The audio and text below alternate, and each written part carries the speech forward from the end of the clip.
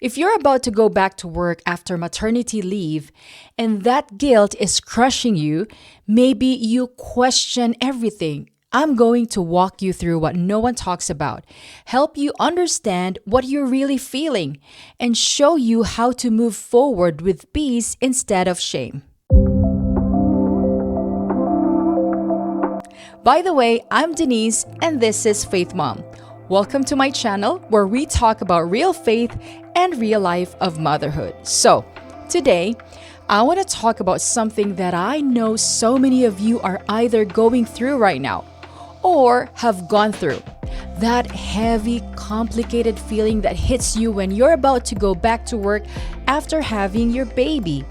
Maybe your maternity leave is ending in a few weeks. Maybe it's ending tomorrow. Or maybe you're already back and you're still carrying this weight in your chest every time you drop your little one off.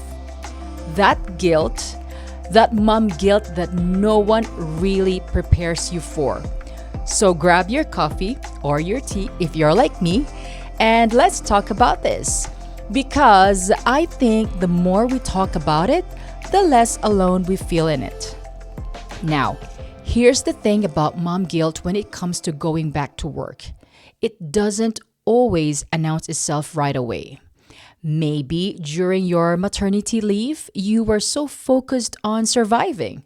The sleepless nights, the feeding schedules, the endless diaper changings or changes, learning this tiny humans cry and cues.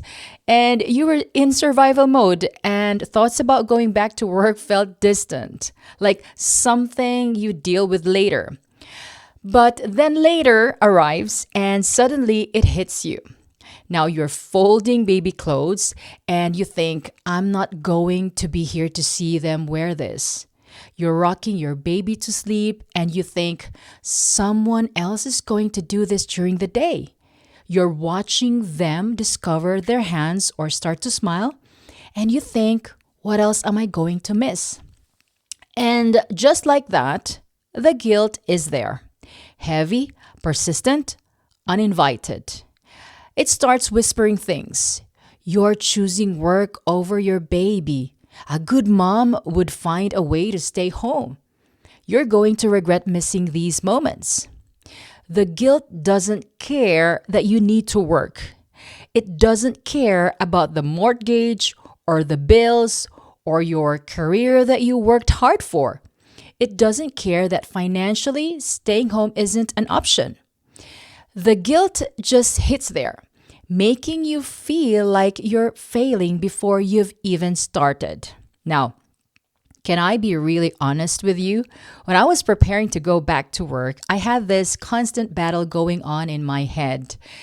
And one voice would say, you need to work, your family needs the income, you love your job, this is okay. And then immediately another voice would counter with, but your baby needs you more. No one can love them like you do. How can you leave them? And then there were the external voices too. Maybe someone said to you, even with their good intentions, oh, I could never leave my baby to go to work, or don't you worry about missing out, or the classic, they grow up so fast. Thank you. Super helpful, not adding to the guilt at all. Now, here's what I realized. We're not just dealing with our own feelings. We're also dealing with society's expectations, other people's opinions, and these impossible standard of what a good mother should be. And that standard, it's really crushing. Because no matter what you choose, whether you stay home or go back to work, someone somewhere will have an opinion about it. But here's the truth I had to learn the hard way. You're not a bad mom for going back to work. You're not choosing your career over your child. You're not making a decision that works for your family. And that's what good mothers do. Now, let me tell you something that took me a while to understand. Sometimes what we call guilt is actually grief. Yes, it's grief. You're grieving the end of this season, the maternity leave bubble where it was just you and your baby learning each other, existing in this tender, sacred space, even if it was hard. And oh my goodness, it was hard. There was something special about it. You're grieving the version of motherhood you imagined. Maybe you pictured yourself being there for every moment, and now reality is different from that picture. You're grieving the time, those hours during the day that you won't get back. The first time they roll over or sit up or say a new word, and you might not be there to see it. That's not guilt, that's loss. And loss deserves to be acknowledged, not shamed. Now, when I finally gave myself permission to grieve instead of just feeling guilty, sometimes shifted, I could cry about it without feeling like a terrible person. I could say, this is hard and I'm sad about it without adding. And that means I'm a bad mom. Grief is honest. Guilt is accusatory.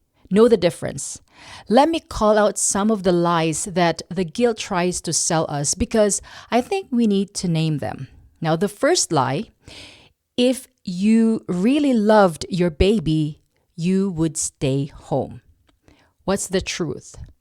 Love isn't measured by your employment status. You can work full time and be completely devoted to your child.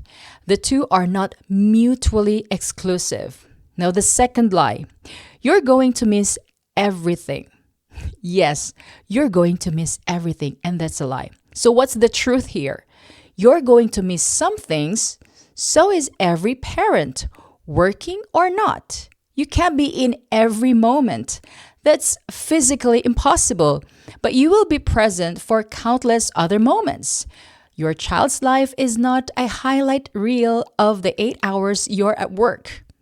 Now, the third lie, your baby will forget you or won't bond with you. So what's the truth here? Your baby knows you. They know your smell, your voice, your touch. A few hours apart during the day doesn't erase that. You're still their mom and always. And the fourth lie, other people are judging you for going back to work. So what's the truth here? Most people are too busy dealing with their own lives and their own guilt to spend time judging yours. And the ones who do judge, that says more about them than it does about you. When you start recognizing these lies for what they are, lies, you take away their power. They can't control you if you stop believing them. Now, let me share my story with you because I think it might help you feel less alone. Now, I worked in Switzerland, and my maternity leave was 90 days or 60 if I'm correct, if I remember really clearly, just 90 days. Okay, 3 months to recover from giving birth, figure out breastfeeding, learn who this tiny human is, and then back to work. It was tough. I'm not going to sugarcoat it, but here's what made it bearable. I had support. I had my mom. She was someone I trusted completely, someone I knew loved my baby as much as I did. And having her there gave me peace, real peace. Because when you can leave your child with someone you trust, someone who will care for them the way you would, that changes everything. So for a year, my mom was here. And I could breathe. I could go to work knowing my baby was in the best hands possible. But then my mom had to return to the Philippines. And suddenly I was facing a choice I never wanted to make. My child was 2.5 years old, and I had no choice but to find a nursery. And let me tell you, this decision weighed on me. I prayed about it constantly. I asked God to lead me to the right place, to the right people, because this wasn't just about convenience or location. This was about finding people I could trust with my child. And God answered. He led us to a nursery where I felt comfortable, where I felt peace, and that's so important. You have to find the right people. You have to find a place where your gut isn't screaming at you to turn around and run. Through prayer, through seeking, God will take you there. He did for me. But even with the right nursery, even with that peace, those first days of going to work almost full time, I cried. I mean, really cried. I felt this crushing guilt that I had left my child at a nursery instead of being home taking care of her myself. And here's the complicated part. There was also a part of me that needed to work, a part of me that felt fulfilled by my job, that felt productive, that felt like myself in a way I couldn't fully explain. And I realized if I didn't work, I would feel guilty too. Guilty for not contributing financially, guilty for not using my skills and education, guilty for feeling unproductive in my professional life. So there I was, guilty if I worked, guilty if I didn't, stuck in this impossible place where no choice felt completely right. And maybe you're there too. Maybe you're realizing that there's no perfect answer, no option where everyone wins and you feel nothing but peace. So, how do I move forward? How did I move forward? How did I go from crying every morning to finding some kind of balance?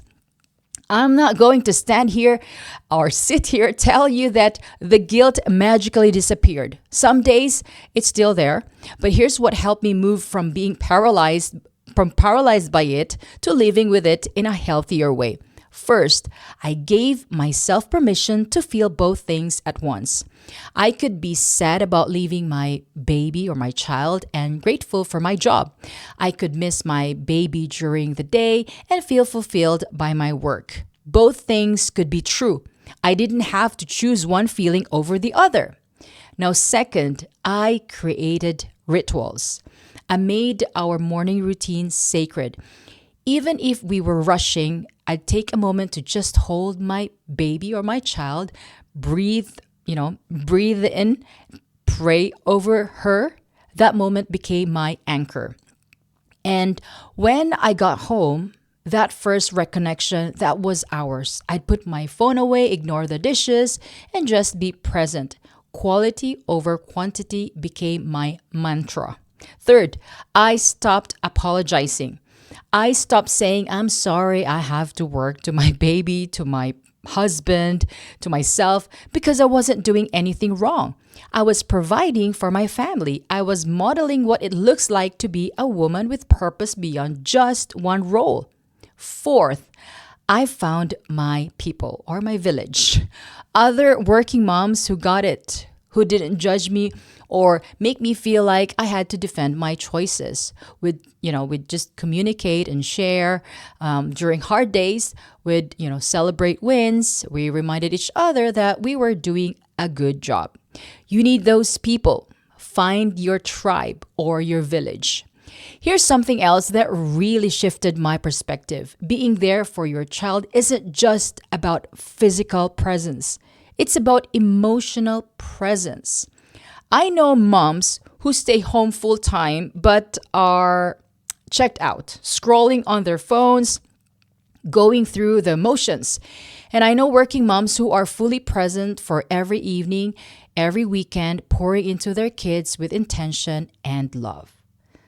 Yes, present isn't measured in hours. It's measured in connection. When you're with your baby or your child, are you really with them?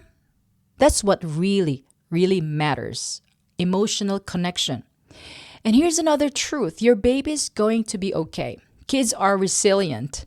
What they need most is not a mom who's available 24/7. What they need is a mom who's emotionally healthy, fulfilled, and able to show up fully when she's there. Sometimes going back to work is exactly what makes that possible, because staying home isn't automatically the better choice if it's making you miserable, resentful, or losing yourself. Now, there's no trophy for martyrdom in motherhood. You're allowed to have life outside of your child. You're allowed to want that. Now, can I share something that a friend told me right before I went back to work? She said this: you're not leaving your baby. You're showing them or showing her what it looks like to work hard, to contribute, to use your gifts. That's a gift too. And it hit me. My child is going to grow up watching me navigate life, all of it, the joy, the hard parts, the balance, the sacrifices. And what am I teaching her? I'm teaching her that women can be mothers and professionals, that taking care of your family sometimes means going to work, that it's okay to have passions and purposes beyond parenting.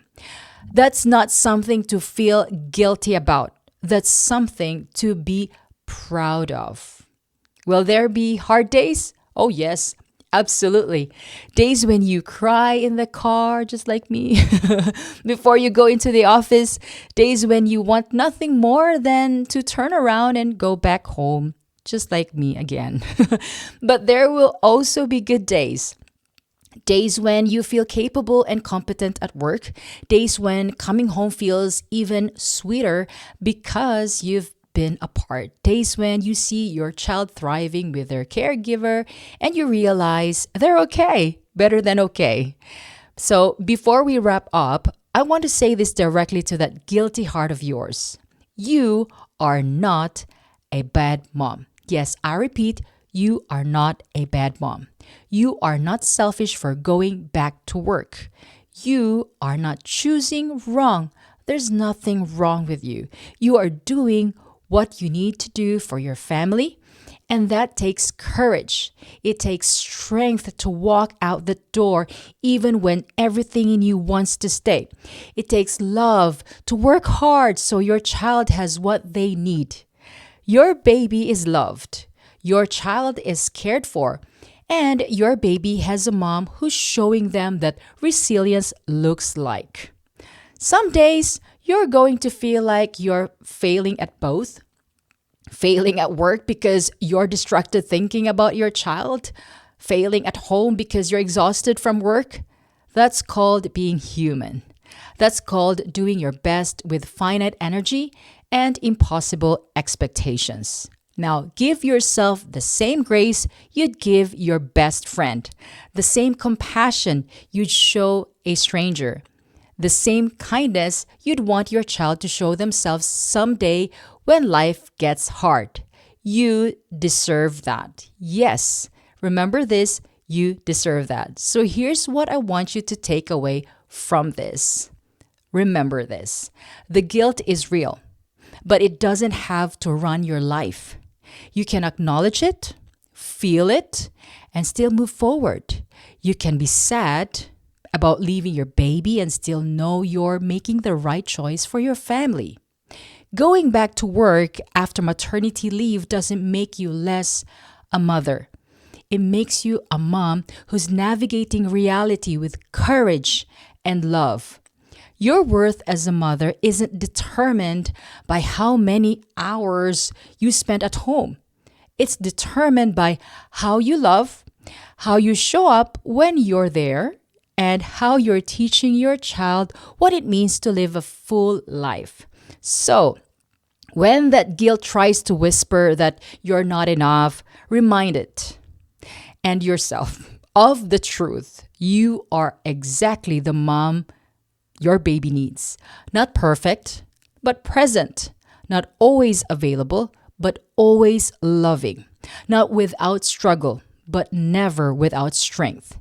And that, my dear friend, is more than enough. If you're going back to work soon, I'm rooting for you. If you're already back and still struggling, I see you. You're not alone in this. So drop a comment below and let me know what's been the hardest part for you. Let's support each other through this. So thanks for being here. Until next time, remember, you are loved. You are doing a great job. Your baby is so blessed to have you. Talk to you soon. Ciao for now.